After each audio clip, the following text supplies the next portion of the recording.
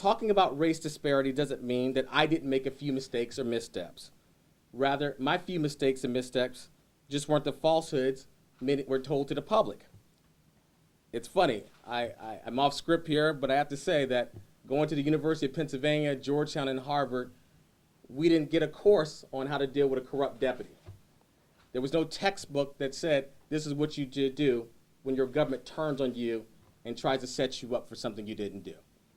And in fact, I asked a colleague of mine, a friend of mine, a director at Harvard, a few weeks ago, does that entitle me to a tuition refund?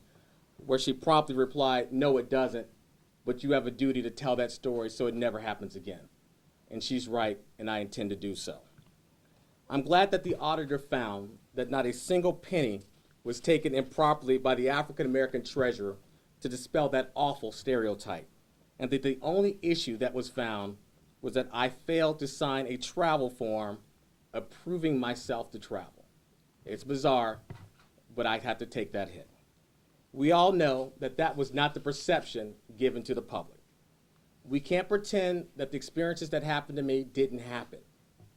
We can't just turn the page on this disgraceful chapter in race relations in the history of our state. This didn't happen in 1964 in a southern state. This happened in 2014 in Delaware. Diversity and inclusion among our political leaders isn't going to the Martin Luther King Jr. event in Wilmington, Lewis, Bridgeville, or Dover and singing "We Shall Overcome" alongside African Americans. Diversity means having the courage to lead the state by speaking out when you see people exploiting stereotypes and racial intolerance and saying, this is wrong, and it won't be tolerated in Delaware. That's what the people expect of their political leaders, and rightfully so.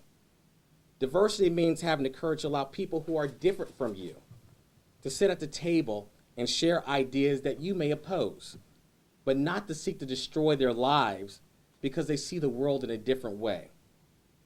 These are critical issues facing the state, but they will not be addressed until we're able to confront the basic rights that God has afforded each of us. Eliminating stereotypes and allowing diversity to shine, it's the beauty of America.